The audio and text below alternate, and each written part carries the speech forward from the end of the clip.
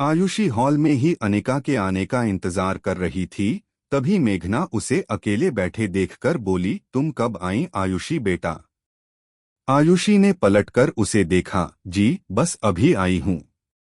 मेघना उसके सामने बैठते हुए बोली, घर में सब कैसे हैं? आयुषी मुस्कुराते हुए बोली, सब ठीक हैं। और इधर-उधर देखते हुए अनिका को ढूंढने लगी। मेघना आयुषी परेशान होते देख बोली, अनिका तैयार हो रही है बेटा, वो अभी आ जाएगी। तुम कुछ लो न। आयुषी जल्दी से बोली, नहीं आंटी, मैं ब्रेकफास्ट करके आई हूँ।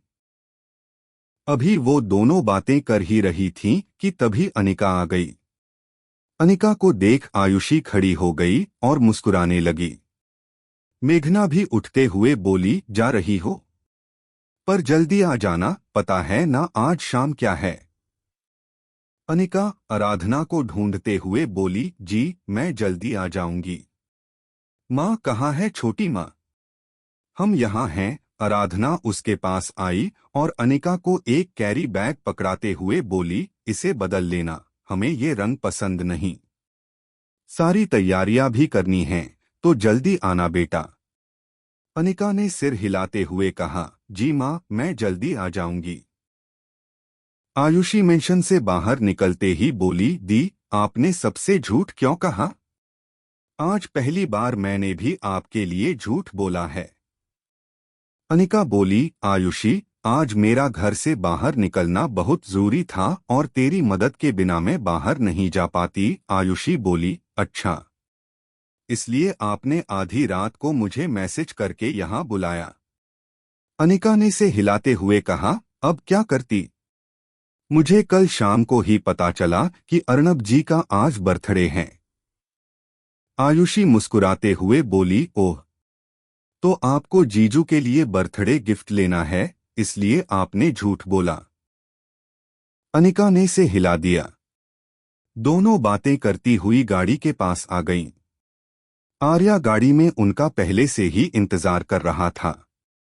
अनिका आर्या के साथ बैठी और आयुषी पिछली सीट पर बैठ गई। आर्या गाड़ी स्टार्ट करते हुए बोला, आपके कहने पर आज ऑफिस से छुट्टी ली है मैंने, तो बताइए जाना कहाँ है? आयुषी चौंकते हुए बोली, क्या दी? आपने इनसे भी झूठ बुलवाया। आयुषी चौंकते हुए बोली, क्या दी? आपने इनसे भी झूठ बुलवाया। आर्या हंसते हुए बोला, वाह भाभी, कमाल कर दिया आपने, सच्चाई की देवी से भी झूठ बुलवा लिया। आयुषी ने उसे तिरछी नजरों से देखा। अनिका ने आर्या को पता बताया और तीनों निकल पड़े।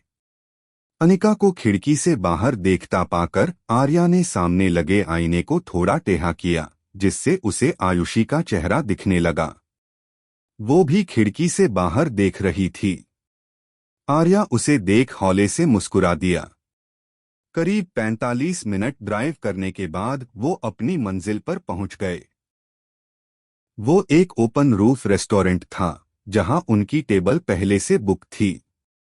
आर्या ने टेबल पर बैठे इंतजार करते शख्स को देख चौंकते हुए कहा, आप भी यहाँ? उधर अर्नब जब ऑफिस पहुंचा तो आज उसे अकेले ही सब संभालना पड़ रहा था। रोनित ने आज छुट्टी ली थी क्योंकि उसके घर वाले आज उसका रिश्ता लेकर मिश्रा हाउस जा रहे थे। ऊपर से आर्या भी छुट्टी पर था, तो अर्नब को अपने असिस्टेंट के साथ मिलकर ही सब मैनेज करना पड़ रहा था। इस बीच उसका फोन बार बार रिंग हो रहा था। अर्नब ने काम करते हुए एक नज़र फोन पर डाली, फिर से रैना की कॉल देखकर वो झल्ला गया। उसने कॉल रिसीव की और गुस्से में बोला, तुम्हारी प्रॉब्लम क्या है रैना? क्यों मुझे बार बार कॉल करके परेशान कर रही हो? दूसरी तरफ से रैना अर्नब को भड़का देखकर बोली, मुझे तुमसे जरूरी बात करनी है। अर्नब बोला, पर मुझे तुमसे कोई बात नहीं करनी और दोबारा मुझे कॉल मत करना। रैना जल्दी से बोली, अर्नब मेरी बात सुन लो वरना बाद में बहुत पछताओगे। अर्नब ने गुस्से में कहा, मुझे तुम्हारी कोई बात नहीं सुननी। और रही बात पछतावे की, तो मुझे अब कोई पछतावा नहीं है और न ही आगे होगा। मेरी पत्नी मेरे साथ है और वो मुझ पर भरोसा करती है। इतना बोलकर अर्नब ने बिना रैना की बात सुने कॉल काट दी। रैना गुस्से में फोन की स्क्रीन देखते हुए बोली, पछताना तो तुम्हें होगा अर्नब। तुमने मेरी कॉल काटी है ना? अब देखना मैं क्या करती हूँ। आज जन्मदिन है न तुम्हारा। देती हूँ तुम्हें ऐसा सरप्राइज की जिंदगी भर आज का दिन नहीं भूलोगे। इधर डेविड और रॉय क्लब के वीआईपी रूम में बैठे थे।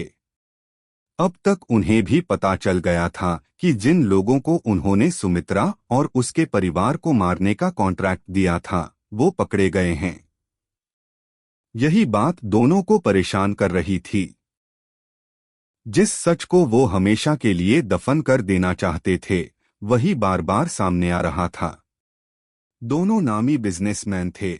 ऐसे में उनका ये सच बाहर आना उनके करियर और कंपनी को बर्बाद कर सकता था। 2-3 शॉट्स गले से उतारने के बाद डेविड बोला, अब क्या करें? रॉय ने ग्लास खाली किया और टेबल पर रखते हुए बोला, पता नहीं, पर कुछ तो करना होगा वरना हम बर्बाद हो जाएंगे। तेरा भतीजा कहाँ है? उससे मदद ले, वो हमें इन सब से बाहर निकाल सकता है।